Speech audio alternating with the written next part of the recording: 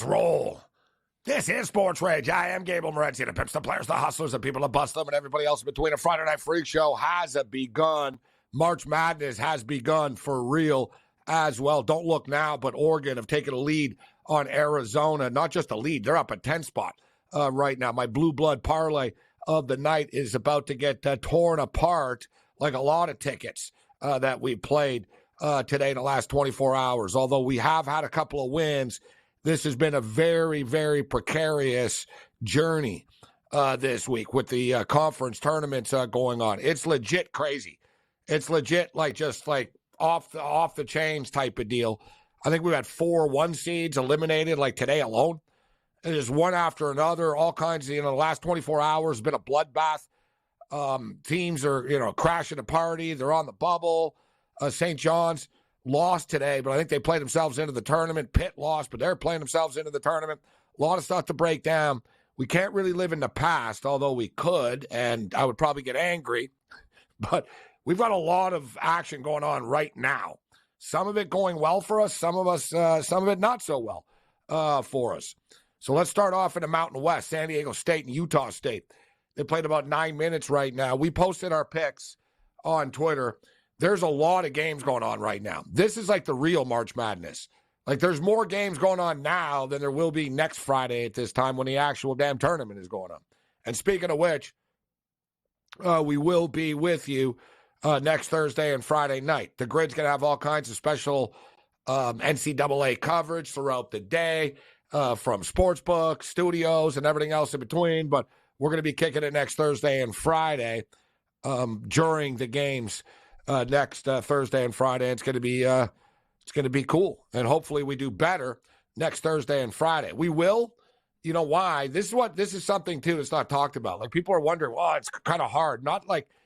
Listen, we're betting too many games. That's our problem. But a lot of people are losing right now. There's a lot of weird stuff happening. You know what it is? Because there's quick turnarounds for these games, right? There's quick turnarounds. So shout out to everybody joining us on Sirius XM Channel 159. This is Sports Rage on the SportsGrid radio and television networks. But when you're in the NCAA tournament, you have time to prepare, right? You're playing on Thursday, then you're playing on Saturday. So you finish the game. All right, we're playing this team. Coaches break it down. Next day, they give the game plan to the players. And, people are kind of prepared. This stuff, even though you know the teams in the conference a bit, it's relentless. You're playing every day. Some teams get hot. Some teams are not. You get these teams that, everything's just going for them. And speaking of which, right now, the Ducks. Who the hell thought the Ducks would go this far? They're about to knock off Arizona. Another one's about to bite the dust. Alabama and Florida. Like I said, everybody's in action here. Alabama and Florida. Alabama are up 15-9 early. The total was high in this game, 175 in this game. It's currently 166.5. Steve Merrill's going to step up and join us, and we'll run the gauntlet with Steve. We got more games coming up. But these are the games that are going on right now and what we have. We're on Indiana against Nebraska, getting 5.5. They're down 10 early. We're on Baylor. Baylor are down a couple of points early. We're on Florida plus the points, plus 4.5. We're on Temple plus 6. You want to talk about whacked out. Temple are terrible. Temple have been getting smashed. Temple got so smashed, they got more smashed than Charlie Sheen and Andy Dick. You know what I'm saying? On New Year's Eve. These guys got lit up, John Daly style, and so much so that they were under investigation for suspicious activity during their games. Now here they are in their conference tournament. They're big underdogs every night, and they're on the verge of going to the championship game. We took them. I figured, hey, why not? We're going to ride the hot team right now. And Temple are seemingly the hot team right now. Temple are getting 6. Virginia and NC State. NC State are another one of these teams that are trying to Cinderella their way into the tournament. They're like nothing better than somehow beat the North Carolina Tar Heels. That's one thing that we have going for us. I got North Carolina plus 175 to win the tournament. South Florida are still alive, right? Norfolk State got bounced today. We had them to win their tournament at plus 180. So Virginia and NC State. I got Virginia on the money line here, minus 135. And it's 23-21 for NC State. It's a little bit higher scoring than most Virginia games would be at this juncture. In-game number right now is 128.5. So it's 23-21. There's 5.5 left in the first half right now. They're only at 44 points. Still, this is playing to the over right now at 128.5. And NC State are having some success, actually. A lot of teams just like have a really hard time and can't deal with Virginia's defense, but NC State, they're doing a pretty good job. You know, they're gonna be at 30, 33 or something like that at the break. That's pretty good. I think the in-game over is the way to go here if you're looking for action here. And Virginia. I think Virginia will find a way, although I don't know if Virginia is for lovers or Virginia is for losers, because I've lost a lot trusting this Virginia Cavalier team over the years. I don't know. They're one like Virginia. I don't know. It's probably because I watched them as a kid or something. Listen, I'm Michigan only, but and I've been a Michigan fan like my entire life as well. But when I was a kid, I did like Virginia basketball. Ralph Sampson. That's when I really started to get into college basketball. Michigan were never on either. Michigan weren't good, right? They were okay, but like they were never, you know what I mean? Michigan weren't like a power in those days. You know, like the Georgetown days. Georgetown, Virginia, UCLA. We're dating ourselves a bit. DePaul. That's right. People are like, Georgetown. Yeah, Georgetown used to be good. DePaul used to be good. Like, DePaul used to be on TV every Saturday afternoon. Like, they were that good. It was like, and DePaul versus UCLA, the game of the week. And you get these crazy, cool-ass games. But I've always liked Virginia. Same with Kansas. I've always had a soft spot for Kansas basketball. I bet on them like I've been betting on them for like 30-plus years, whatever, 40 years. Same with Virginia. But I know Virginia's faults. They have a hard time scoring. And they've only got 21 points right now. And this is going to be a fun game, though. It's a battle. If Virginia are in the tournament, NC State need to, like, NC State, they win this game, they might get in, but probably they need to play well against North Carolina tomorrow. Indiana State is a team that everyone's talking about. And it's funny. All it takes is for, like, to have one dude that wears goggles, like, on your team, and then everybody wants you in the tournament. Oh, Kareem Abdul-Jabbar. Not Kareem, but Cream. And all right, it's a cute nickname and stuff, but I don't think it's a good week for them. I know a lot of people want to see them get into the tournament just because of that. They like these novelty stories, but their resume really won't be good enough. And a lot of these Power 5 bubble teams are playing well, and they're playing themselves into the tournament. Like, how the hell do you keep St. John's out? They just, like, took UConn to the wire. They're clearly good enough to get into the tournament. Pitt are clearly good enough to be in this tournament. Steve Merrill will bat leadoff. We'll get into the late night action. Let's roll. This is Sports Rage.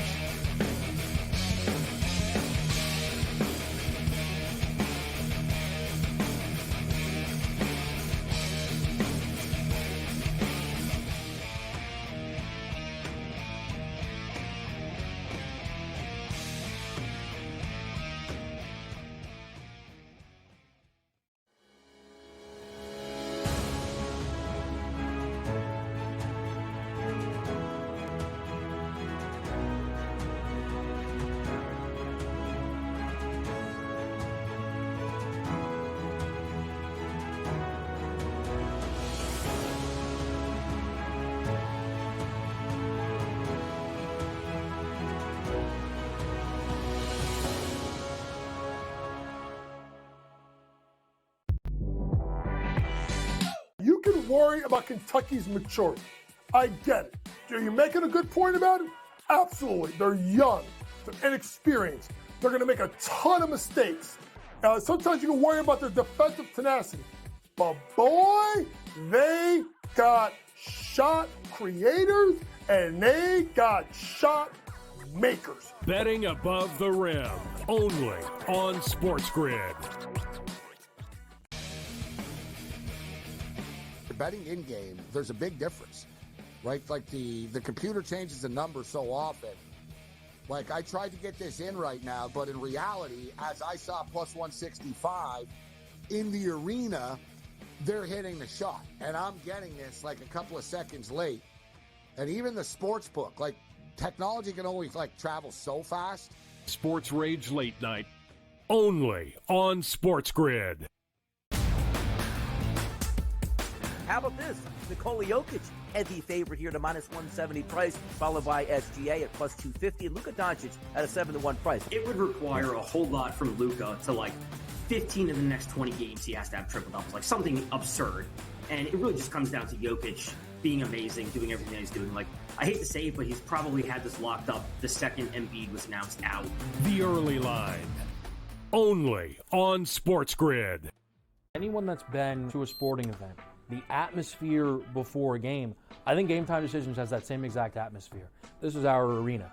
This is what we do. There is going to be an energy to Game Time Decisions that you will feel night in and night out. The excitement you get when you lock your bets in, when you're figuring out what you want to do, we can zone in on the biggest games each night. I want this to be the place that people come to before the games start so they feel as ready as possible to lock in their cards. We are going to hit every single one of those markets that you need to know about. We're going to go through every single thing, and I've got a great team behind me that's going to help me get the job done. There is not going to be a better place, I promise you, than Game Time Decisions to get that new information, react to it, and be able to then bet accordingly. We will have everything at our disposal, and we will use that to our advantage.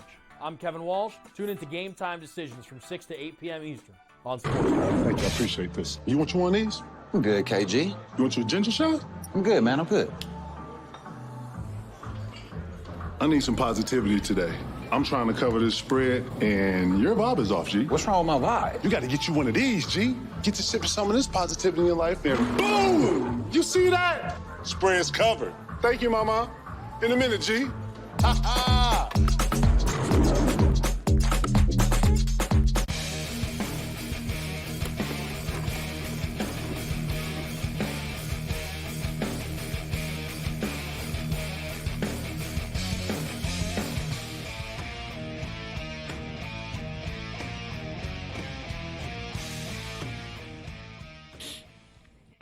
Let's roll the Friday Night Freak Show. This is Sports Rage. I am Gabriel Morency, brought to you by MGM Bet. Let's roll. Let's bet. We got a lot of stuff to bet on this evening. I'll tell you that. Steve Merrill's going to bat lead off and Jonas. Mick Aussie back in the rotation. The AFL is back. We watched the Sydney Swans absolutely murder Collingwood last night. We've got more action, AFL style. Let's get it going. Week 2 of the AFL season goes down tonight. So Mick Aussie steps up and in. Lou, Gamblu.com in the house. UFC Fight Night. We really are running the gauntlet. We got a little bit of something for everybody tonight. So Lou steps up and in from Gamblu.com. We hit UFC Fight Night. Rob Vino back in the rotation tonight. We talk college basketball with Rob. And Tony Finn joins us, in which we'll try to talk about college basketball and baseball with Tony, but Tony, no doubt, will take us off the rails and start talking about something that has nothing to do with what I asked him about, unlike Steve Merrill, who keeps it on track. What's going on, Steve? I try not to be confused with Tony Finn too often. That's a good life goal when you roll out of bed in the morning and when you go to bed at night. On both ends of the that's effective. Wow. You're gonna have to tell play him I that said clip that. for You can tell Tony I said that. He'll love it. He will. He's a one of a kind. He's Mr. a Tony unique guy. Finn. Yeah, he's something. So Tony, good guy, Tony though. Very nice guy, though. He's truly a nice guy, is. though. He is a good guy. Yeah. Yeah, he is a nice person. That is true. So a lot of stuff going on right now, Steve. I'm going to start off actually in the ACC. Virginia have just gone on a little bit of a run here against NC State. 27-25 right now for the Cavs. Under 2 minutes remaining. I think Virginia are in the tournament. NC State need to win this tournament and or the ACC tournament and or I don't know. I don't see how they're going to get in with 14 losses unless they win the ACC. But what do you think about this game? What did you think about it coming into the game? Yeah, I liked Virginia last night. It was actually the last game I cut. I used it as my free play of the night at Wager Talk, 5.5. They won by 6. We'll take it. But I liked them again tonight. I liked it more tonight just due to the fact that NC State pulled that big upset last night against Duke. I think they're catching them at the right time. in the Virginia area, I see a lot of UVA fans. And earlier this week, I was talking to a guy that's a big UVA fan, and I said they might be on the bubble still. He's like, oh no, they're in. They're not going to take only 2 teams. They're the 3 seed. And then yesterday, I look at Joe Lenardi's predictions, and he's as good as they get. I don't waste a lot of time trying to figure out who's in. It'll figure itself out. But Lenardi does that.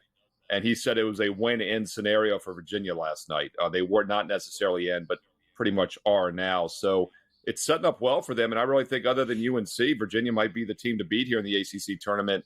And, they play that slow half-court style, which is always dangerous in March when you're having to play in no-rest situations.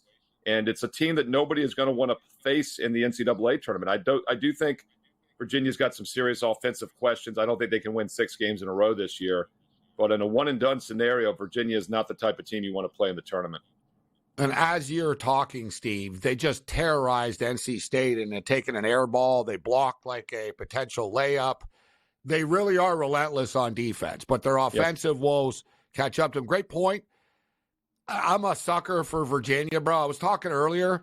I don't know what it is, and I sort of realized what it is. We get attached to things we liked as kids, almost like bands or stuff. And I grew up, Steve. Ralph Sampson was like one of the first sort of big-time players. That's when I started watching college basketball a lot. I was like 10, 11 in that, you know what I mean, that zone, that era. Patrick Ewing came in a little bit after that, but Ralph Sampson was the man, right? He was one of the first kind of big college basketball stars, actually. I mean, Kareem and Walton were big with UCLA, but, the early 80s when college sports started to get bigger, right? Herschel Walker and Bosworth, and Ralph Sampson was at the forefront of this with the Virginia Cavaliers. Yeah, you and I are old enough to remember when we were young enough. For you and me both, Ralph Sampson, early '80s. There is when he put Virginia on the map. That became a powerhouse basketball program in the ACC. And I was actually in Harrisonburg, Virginia, 2 weekends ago, which is the home of James Madison. And everywhere I went, some basketball arenas and whatnot, you saw Ralph Sampson posters, plaques, and then I reminded myself he grew up in Harrisonburg, Virginia. That's the home of Ralph Sampson. I was just there 2 weeks ago. And there are still shrines for him, basketball arenas, AAU events named after him. He's a real icon in Virginia, especially Harrisonburg, and Charlottesville, obviously, which is an hour away. Alabama and Florida. So just for the record right now, it's 29-27 for Virginia. The in-game total is 123.5. There's 19 seconds left. Alabama and Florida, Steve, high total here, bro. 175 was the closing number for this game. Alabama closes a 4.5-point favorite. I like Florida as a long shot to win the SEC conference tournament. They were plus 1,400.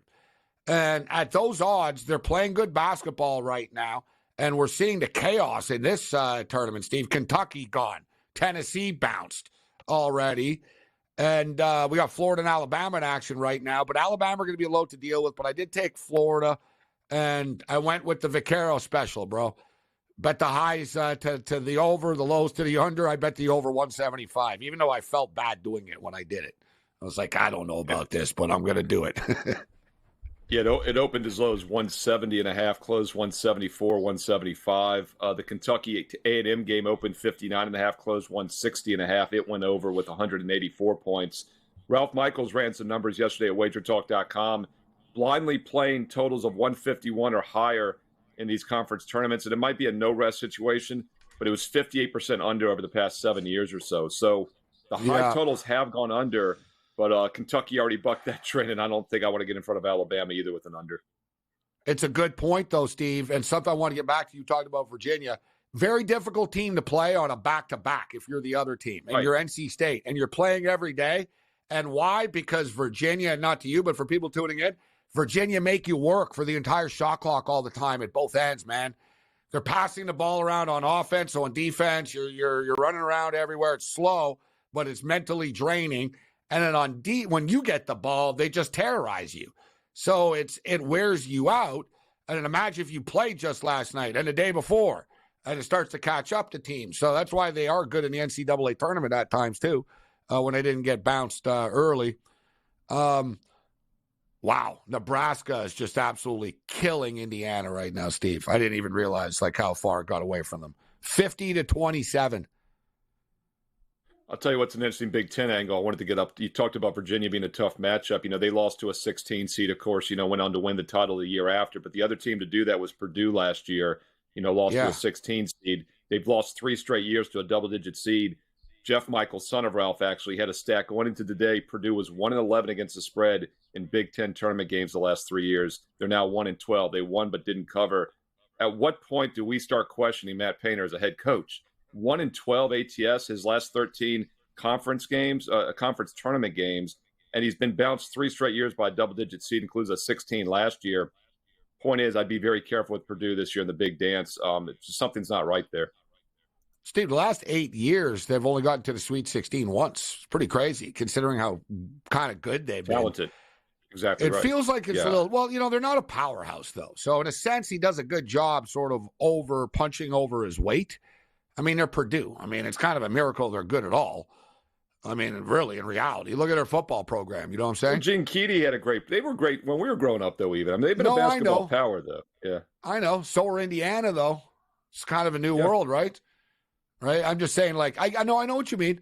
But I wanted to buy into Purdue earlier. I like Zach Edey. The guy's a stud. He's 7'4". He's very difficult to stop. But I can't do it, Steve. I was talking about it last night. We'll hit on the other side.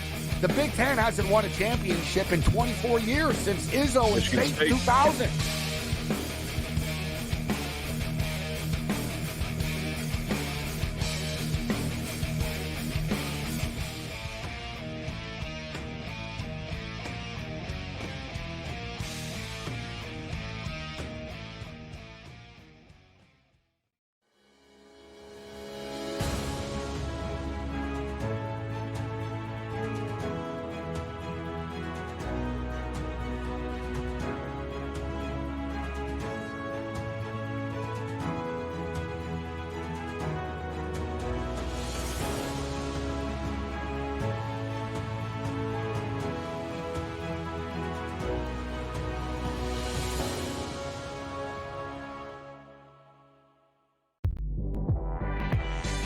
You can worry about Kentucky's maturity. I get it. Are you making a good point about it? Absolutely. They're young. They're inexperienced. They're going to make a ton of mistakes. Sometimes you can worry about their defensive tenacity. But boy, they got shot creators and they got shot makers. Betting above the rim, only on SportsGrid. Betting in game, there's a big difference, right? Like the computer changes the number so often. Like I tried to get this in right now, but in reality, as I saw plus 165 in the arena, they're hitting the shot, and I'm getting this like a couple of seconds late. And even the sports book, like technology can only like travel so fast. SportsRage Late Night, only on SportsGrid. How about this? Nikola Jokic, heavy favorite here to minus 170 price, followed by SGA at plus 250, and Luka Doncic at a 7-1 price. It would require a whole lot from Luka to, like, 15 of the next 20 games he has to have triple doubles, like something absurd. And it really just comes down to Jokic being amazing, doing everything he's doing. Like, I hate to say it, but he's probably had this locked up the second Embiid was announced out. The early line, only on SportsGrid. Anyone that's been to a sporting event, the atmosphere before a game, I think Game Time Decisions has that same exact atmosphere. This is our arena. This is what we do. There is going to be an energy to Game Time Decisions that you will feel night in and night out. The excitement you get when you lock your bets in, when you're figuring out what you want to do, we can zone in on the biggest games each night. I want this to be the place that people come to before the games start so they feel as ready as possible to lock in their cards. We are going to hit every single one of those markets that you need to know about. We're going to go through every single thing, and I've got a great team behind me that's going to help me get the job done. There is not going to be a better place, I promise you, than Game Time Decisions to get that new information, react to it, and be able to then bet accordingly. We will have everything at our disposal, and we will use that to our advantage. I'm Kevin Walsh. Tune into Game Time Decisions from 6 to 8 p.m. Eastern on SportsGrid.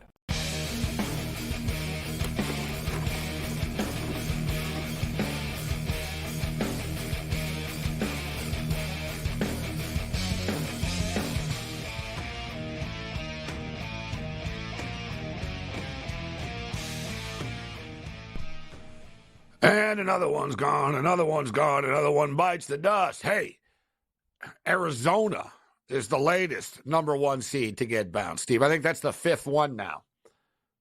It's the 5th of the of the day. Like Norfolk State got bounced earlier today. You're in that territory. That really surprised me. I bet on them to win the conference tournament. Yeah, and that and Howard's assistant, a guy named Bolanis, is who I think has a really good shot at being the next William & Mary coach. And they now advance to the finals. He was at Colgate, Notre Dame, and now Howard. So I think he'd be a good fit, and he's from Williamsburg. And so I was keeping an eye on that game. They were a 4-point dog, so impressive showing by Howard in the finals now. Florida have gone on a run, guys. Florida up 37-31, and the total is all the way up to 174.5 right now, Steve. Right on the number. It's right where it closed. Yeah, there's 3.5 minutes left in the first half, and it's 174.5 right now in game. 37-31 for the Florida Gators. Well, it's interesting, too, because when you and I were talking about it there, it was like it was a little bit off pace. The first half total it was like 166.5. Earlier I was looking. Yeah, what was the first half? Like 80-something, right? So, I mean, now it's at 65 with 4 minutes to go, basically. Yeah, so it's on pace. It's on pace. Florida are in the bonus. Alabama are not. Let's get into the games that are coming up here, Steve. Man, there's only 3 games left on the board, but we've got a bunch of in-game stuff. But Colorado and Washington State, the last ever Pac-12 conference tournament, and Arizona. Who's going to win it? You got the Ducks are going to the final now, and you have Colorado or Washington State. I'm just going to throw this out there, Steve. I'm not going to say, they really like to win it. No one. They all want to win. But Washington State are the ones that were on the outside looking in. They didn't get invited to the dance with anybody when the Pac-12 broke up, Steve. Like the Cougars would like nothing better to win the last ever Pac-12 tournament and, ride off into the sunset.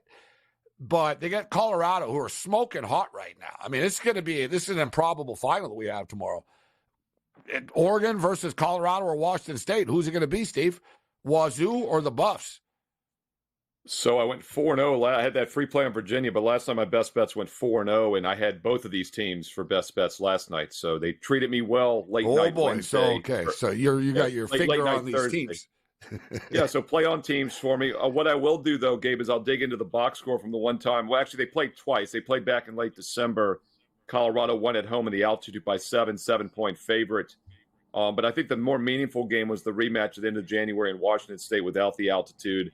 They won by 9. The Cougars won by 9, and they got actually outshot from 3-point range. And if you look at the 2-point shooting, they were plus 10 points. So I think that's a better barometer of probably what happens here in a no-rest situation. So I would lean towards Washington State to make the finals.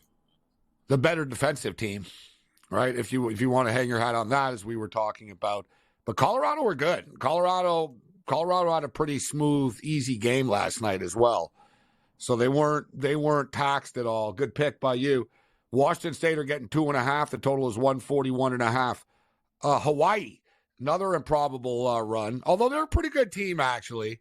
And one thing about Hawaii, people always say, they can't win when they're not at home, but they're not a terrible road team, right? They came into this like 4-6. They hold their own.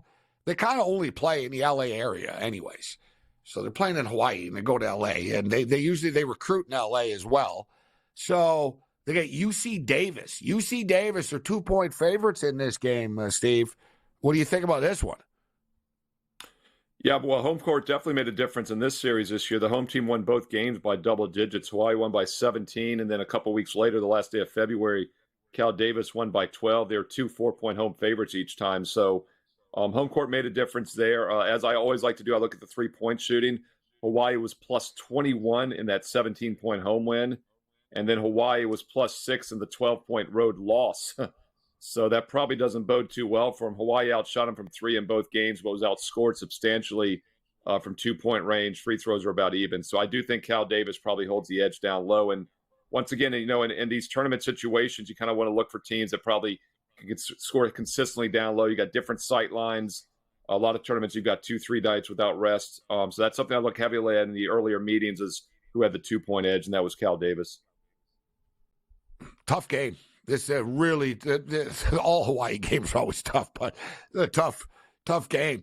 I want to roll the dice with Hawaii here, getting the 2. The total is 136. And we got UT Arlington, who I was on last night. UT Arlington and Tarleton State, Steve. Arlington right now are 1-point favorites. The total is 145.5. And I talked about this earlier in the week. At times, you know what it's like when you get these tournaments. You bet on a team and they win, and then they play again the next day, and there's a tendency to want to go back to them again, right? Right? You know what I mean? And if you do it twice, then you're like, well, I can't. I've been riding them all week. So, but you don't really, you can't get caught up in that. Every game is different. But I have been riding Arlington through the week here. So I have a hard time abandoning ship with them. What's your take on this game? So I actually do have an opinion on this game. In fact, my free play of the night at wagertalk.com is this game. So people can still see that right up right now about an hour before tip-off at wagertalk.com. I like Tarleton State as a live dog here. They won both regular season meetings outright. And so I don't think they necessarily should be the dog in this one. And, you know, you're right. Sometimes you get momentum, but sometimes you also kind of, you know, reach a peak in the game before. And I almost feel that's what happened with Arlington last night. I mean, look, they shot 59% from the field, but more so, Gabe, they were 19 for 40, 48%, 19 for 40 from three-point land. I just don't think you can play like that 2 nights in a row. Major regression here. Tarleton State also plays slower half court, which I like in these tournaments in the no-rest situation. So, yeah, this is actually my last cut tonight. The game had almost made a best bet for me. I like a strong opinion, I'd say, on Tarleton State plus the 1, and that's a free play. You can see it right now at wagertalk.com. Steve Merrill kicking it with us. Steve, looking at the updated futures right now, UConn are plus 475. Houston are in the 6-1 range, plus 600. Purdue are plus 750. Arizona are 12-1. Tennessee are plus 1,200. So it's interesting. Purdue still alive. They didn't cover today, but they're still playing. Arizona just got bounced tonight. Tennessee lost. North Carolina still playing. UConn really do look like the best team in the country, the most complete team. I mean, to me, what I like about UConn is they can win a low-scoring game. They can win a high-scoring game. They can beat you in different ways. I am a big fan of Houston. I like the value with Houston. And I'm just starting to think, Steve, it's almost like the Kentucky Derby to me. And it's not ideal because of the odds, but it's not going to be terrible if I end up with these teams in a championship game. But UConn in the 5-1 range, Houston at plus 600, and North Carolina at 16-1 would be the 3 teams right now that I'm going to jump on their bandwagon coming into the tournament, Steve. Yeah, I've talked a lot about this. I was just looking at the numbers now. Like over the last 7 national champions, so keep in mind there was nobody in 2020 because of COVID. So the last 8 years, 7 national champs. If you look at the final KenPoms, and there's a lot of efficiency rankings you can use. I just use KenPom because it's free. It's widely available. The national champ the last 7 times, Gabe, has had a higher offensive efficiency rating than defense. Every one of them has been top 9. Several of them has been like top 1 or 2. Now, keep in mind, this is the final rating, right? So obviously they probably weren't that good going to the tournament. But the point is they all ended up with a better offensive rating than defense. They all finished basically top 20, top 22 defensively. But some of those teams weren't even top 30 going into the tournament. So you really do need to look at the offensive rating. And North Carolina's always been a really good offense, questionable D. And it's actually the opposite this year. Carolina currently is 24th offense, 6th defense. But they're still a really good team. But there's only 5 teams right now that have a better offensive rating than defense in like that top 30. We've talked about it for a couple of weeks now. UConn, 1-17. Purdue, 3-21. Arizona, 7-11. Duke, 8-25. And Creighton, 13-23. Duke's looks suspect. Arizona has as well. But a lot of times teams that get bumped early like Duke or Arizona, it's actually a good thing because they're rested. We talked about Purdue earlier. I just don't trust them. Matt Painter is vastly underachieved. Creighton and UConn would be the other choices. So I definitely like UConn. Houston, by the way, 12th offense, number 1 D. But once again, I don't think their offensive rating is going to be higher even if they win the whole thing because their D is so good. So they'd be somewhat bucking history if they get it done. To me, though, there's so many of these teams are flawed with or without the loss. And I agree at times it doesn't really matter if you lose. Some coaches would like to lose in a conference tournament, whatever. It's all about the big dance. I totally get that. But Arizona are a flawed team as good as they are. They're good offensively. They're not mentally tough enough. They turn the ball over. They don't play great defense. And they're not going to win 6 games in a row. right? Like it's almost a process of elimination for me. I don't trust Purdue.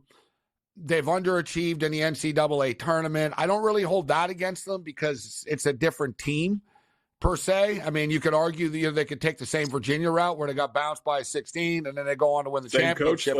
Same coach, right, Gabe? Yeah. I just don't.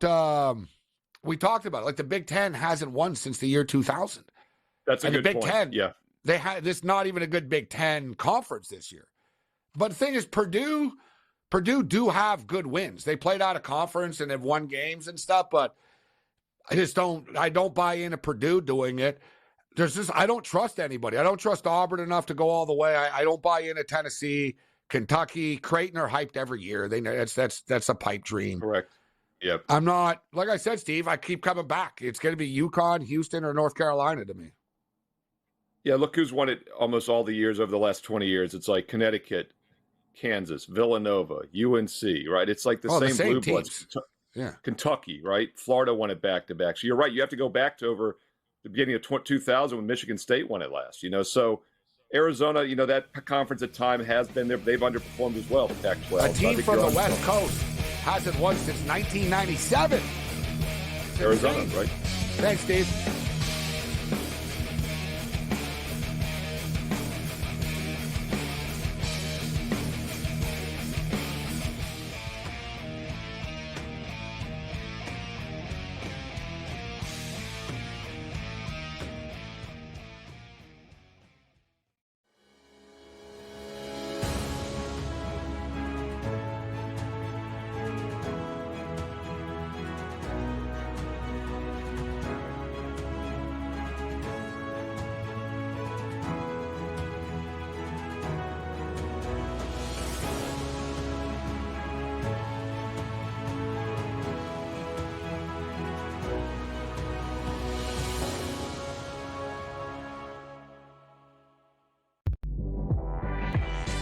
You can worry about Kentucky's maturity. I get it. Are you making a good point about it? Absolutely. They're young. They're inexperienced. They're going to make a ton of mistakes. Sometimes you can worry about their defensive tenacity. But boy, they got shot creators and they got shot makers. Betting above the rim, only on SportsGrid. Betting in game, there's a big difference, right? Like the computer changes the number so often. Like I tried to get this in right now, but in reality, as I saw plus 165 in the arena, they're hitting the shot, and I'm getting this like a couple of seconds late. And even the sports book, like technology can only travel so fast. SportsRage Late Night, only on SportsGrid. How about this? Nikola Jokic, heavy favorite here to minus 170 price, followed by SGA at plus 250, and Luka Doncic at a 7-1 price. It would require a whole lot from Luka to 15 of the next 20 games he has to have triple doubles, something absurd. And it really just comes down to Jokic being amazing, doing everything that he's doing. I hate to say it, but he's probably had this locked up the second Embiid was announced out. The early line, only on SportsGrid. Anyone that's been to a sporting event, the atmosphere before a game, I think Game Time Decisions has that same exact atmosphere. This is our arena. This is what we do. There is going to be an energy to Game Time Decisions that you will feel night in and night out. The excitement you get when you lock your bets in, when you're figuring out what you want to do, we can zone in on the biggest games each night. I want this to be the place that people come to before the games start so they feel as ready as possible to lock in their cards. We are going to hit every single one of those markets that you need to know about. We're going to go through every single thing, and I've got a great team behind me that's going to help me get the job done. There is not going to be a better place, I promise you, than Game Time Decisions to get that new information, react to it, and be able to then bet accordingly. We will have everything at our disposal, and we will use that to our advantage. I'm Kevin Walsh. Tune into Game Time Decisions from 6 to 8 p.m. Eastern on SportsGrid.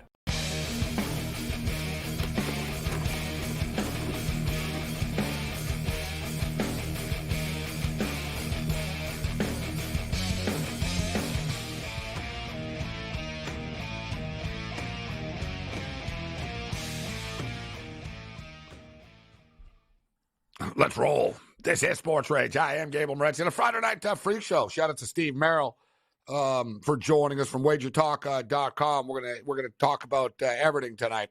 Start off with some college basketball. We got AFL football season has begun. College basketball conference tournaments. Second half has started between NC State and Virginia. It's 31-31, and I have a feeling this game's going to be close all night long. As far as the other action, before we bring Mick in, Marquette are up 70-66 right now with 2 minutes left over Providence. Nebraska are killing Indiana, so I'm going to lose that one. Charlotte are up 20-15 on Temple. Low-scoring game. There's only 2 minutes left in the first half. It's 20-15 there. Iowa State are up on Baylor, 35-27. This Iowa State team is a team that we didn't talk about right now about being a dangerous team in the NCAA tournament, but I've always talked about Baylor all the time, about how Baylor are dangerous. Iowa State are better than they are, right? Iowa State just aren't sexy and flashy, so no one ever talks about them, but the Cyclones are legit this year.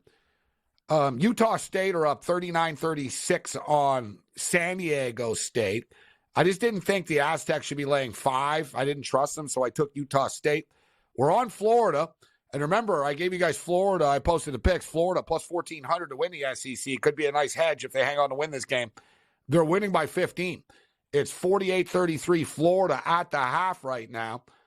And the total is 174.5. It closed at 175. Colorado, Washington State getting ready to go off the board. I'm confused. I can't lie. These late games are really, really tough. They're both very good teams. Washington State's had a great year, but I can't get in front of Colorado and how hot they are right now. I got burnt last night about it. I think Colorado are the play here. Let's bring in Mick Gossie right now. Mick, good to see you. AFL is back. How you doing? How you doing, mate? You miss me? Been a month since the NFL finished and the AFL started a week earlier this year, so not much gap between the NFL and the AFL, and showing some love for the Sydney Swans. I picked them to make the grand final this year, and they've come off to a great start. 2-0 they are. Hey, listen, though, we were going to get you on 2 weeks ago, and I don't know, you were too busy, or you had something, you had some dinner or something, and you had some football banquet or whatnot. Mick was trying to handpick his spots, not this night or that night, and I was like, all right, we can't make it work this week. And then Liz, same thing with last week. You had a hot date. You're like, yeah, maybe it's best, maybe it's best I don't come on tonight. So it's we haven't shunned you, Mick, right? Now you got your shot back. Is everything all right at the household? You have a nice romantic dinner out? It was last Wednesday night. I had a dinner with the owner of Edmonton Cricket TV at a fancy golf club. So, yeah, I had to keep that one, mate, because that pays the money too, right? Speaking of golf, I'm on Wyndham Clark to win the Players' Championship, and he's 50-1, and he's got a 4-shot lead. But there's still a lot of golf left to be played. Xander Schauffele's 4 shots back. We'll get into that. We'll get everybody the updated odds there. But I'm really starting to dislike the Sydney Swans a lot for real. Remember last year?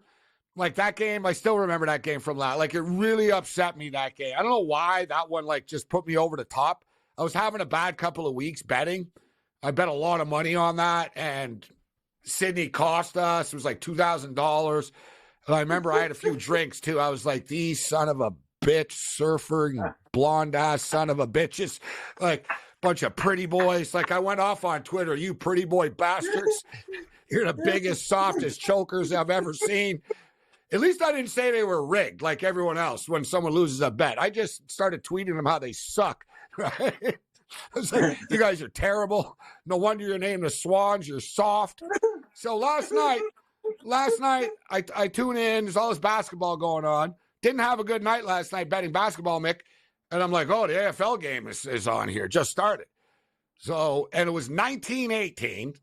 And it's like, am I going to take Collingwood or the team that I hate in the Sydney Swans?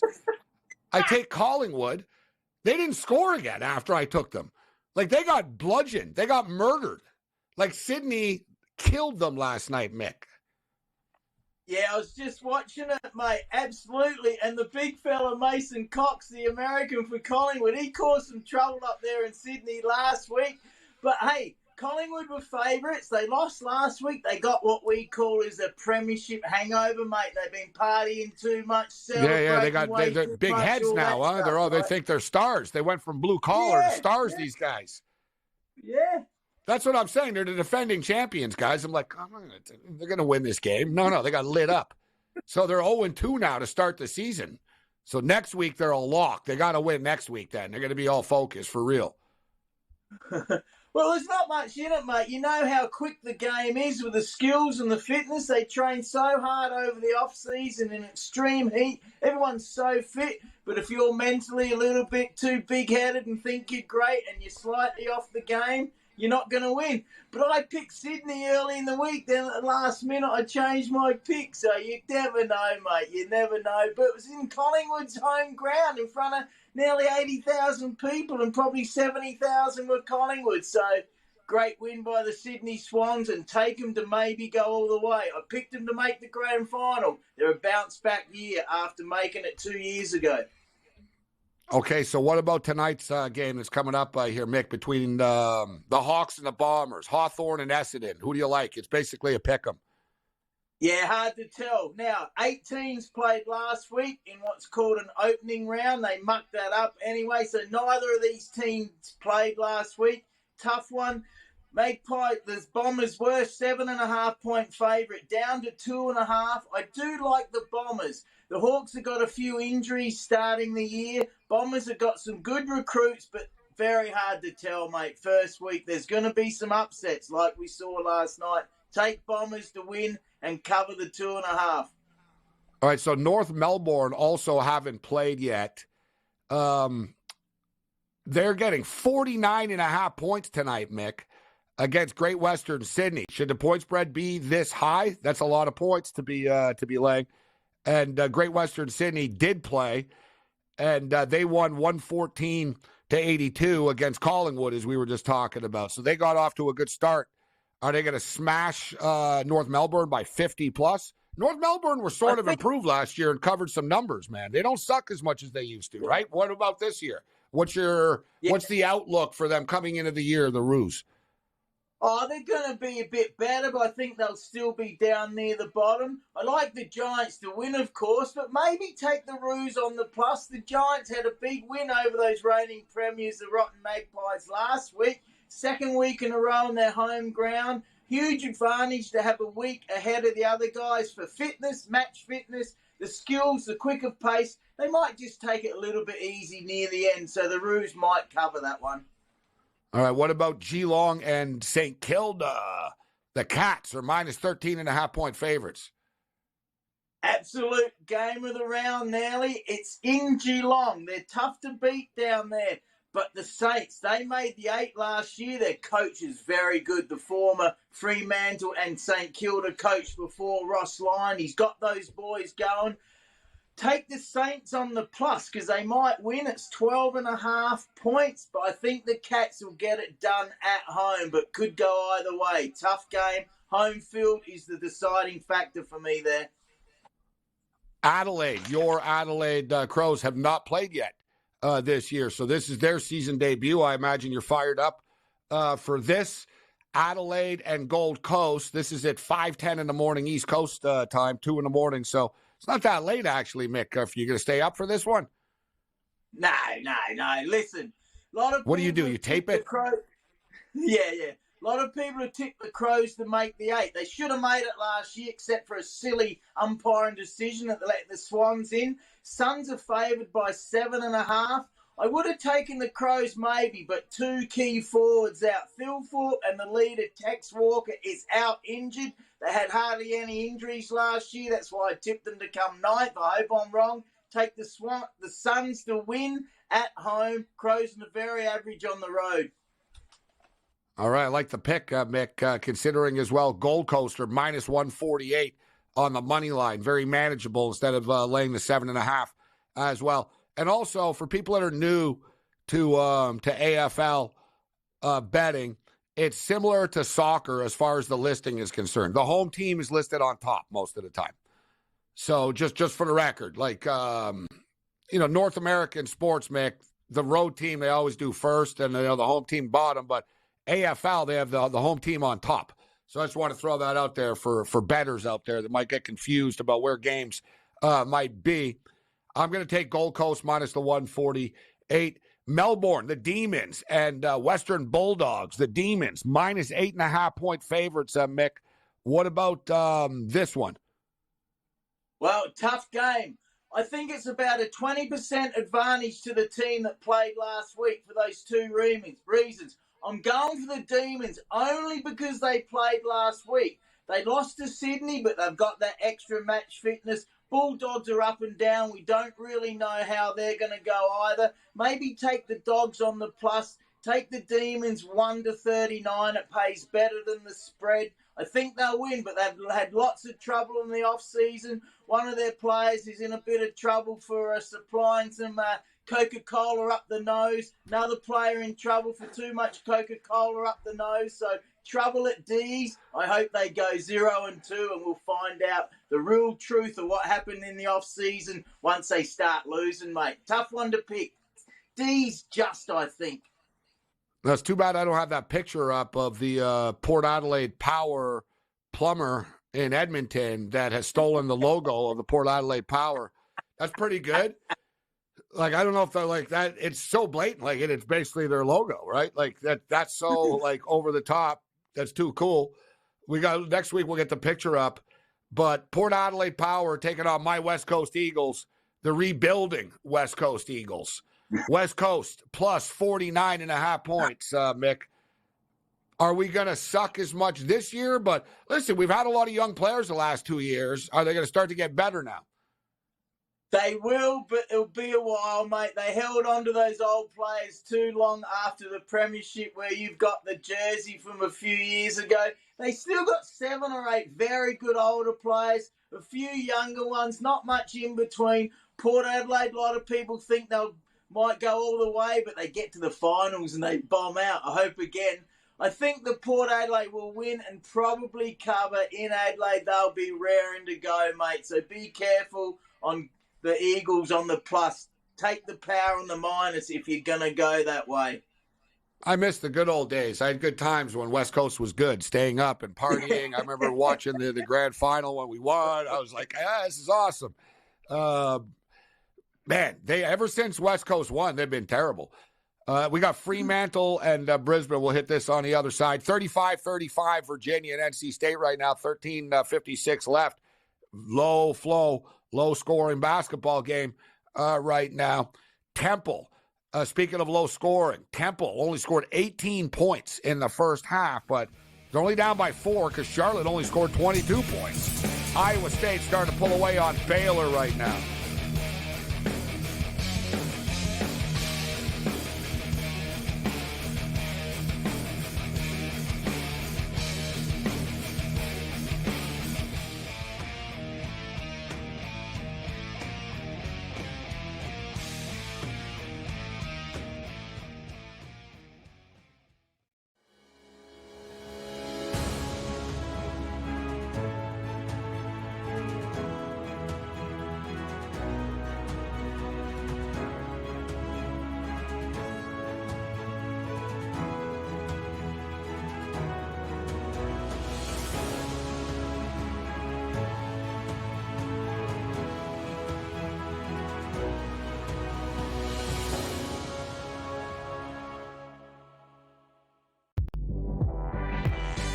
You can worry about Kentucky's maturity.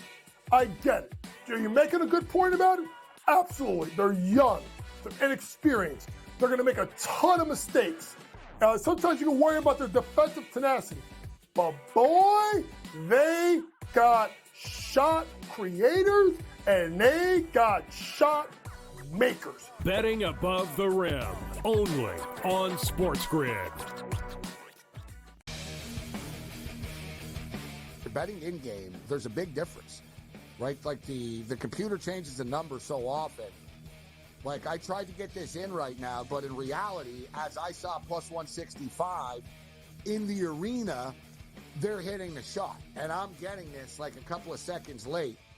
And even the sports book, like technology can only travel so fast. SportsRage Late Night, only on SportsGrid. How about this? Nikola Jokic, heavy favorite here to -170 price, followed by SGA at +250, and Luka Doncic at a 7-1 price. It would require a whole lot from Luka to 15 of the next 20 games he has to have triple doubles, something absurd. And it really just comes down to Jokic being amazing, doing everything he's doing. I hate to say it, but he's probably had this locked up the second Embiid was announced out. The early line, only on SportsGrid. Anyone that's been to a sporting event, the atmosphere before a game, I think Game Time Decisions has that same exact atmosphere. This is our arena. This is what we do. There is going to be an energy to Game Time Decisions that you will feel night in and night out. The excitement you get when you lock your bets in, when you're figuring out what you want to do, we can zone in on the biggest games each night. I want this to be the place that people come to before the games start so they feel as ready as possible to lock in their cards. We are going to hit every single one of those markets that you need to know about. We're going to go through every single thing, and I've got a great team behind me that's going to help me get the job done. There is not going to be a better place, I promise you, than Game Time Decisions to get that new information, react to it, and be able to then bet accordingly. We will have everything at our disposal, and we will use that to our advantage. I'm Kevin Walsh. Tune into Game Time Decisions from 6 to 8 p.m. Eastern on SportsGrid.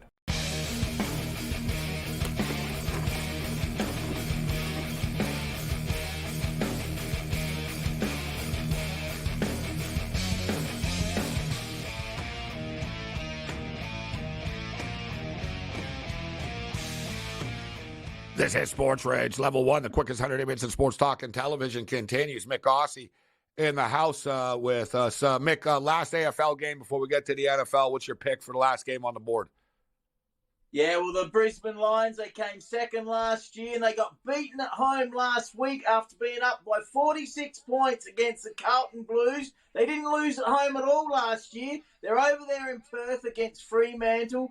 They were 11.5-point favourite. They're now 7.5 because their best player, Lachie Neale, is out. I think they'll be very angry, and the advantage of playing last week, even though it's in Perth, take the Lions to win, and I think they might win well. Dockers, you just don't know where they're at.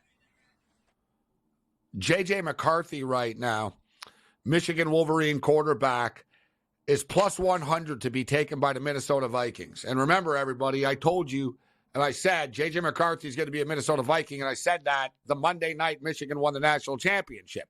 But the Denver Broncos are plus 400 right behind the Vikings, and the Broncos pick right behind the Vikings in the draft. I tell you, I know that Sean Payton likes J.J. McCarthy a lot, but I think Minnesota like him a lot as well. The question is someone going to jump up to not wait so they don't miss out on him? It'll be interesting to see how it plays out, but the Broncos are going to have a new quarterback soon, Mick. Well, we definitely need one, and I nearly threw up Sunday night when I realised that we are paying $39 million of Russell Wilson's salary to play at those dirty, rotten Steelers. I can't believe it. I nearly threw up. And good riddance to Jerry Jeudy. He was taken above C.D. Lamb, Justin Jefferson, and T. Higgins. Who'd you rather have? I'd rather have all three of those. So good riddance to Jerry Jeudy. He was injury prone, dropped the passes. We are in big trouble at the Broncos, and we're up against Patrick Mahomes every year. Damn. Why don't you blame the team, though, for drafting these players instead of the player themselves? Russell Wilson had 26 touchdown passes and 8 interceptions over last year, for the record, too. Hey, let's see that.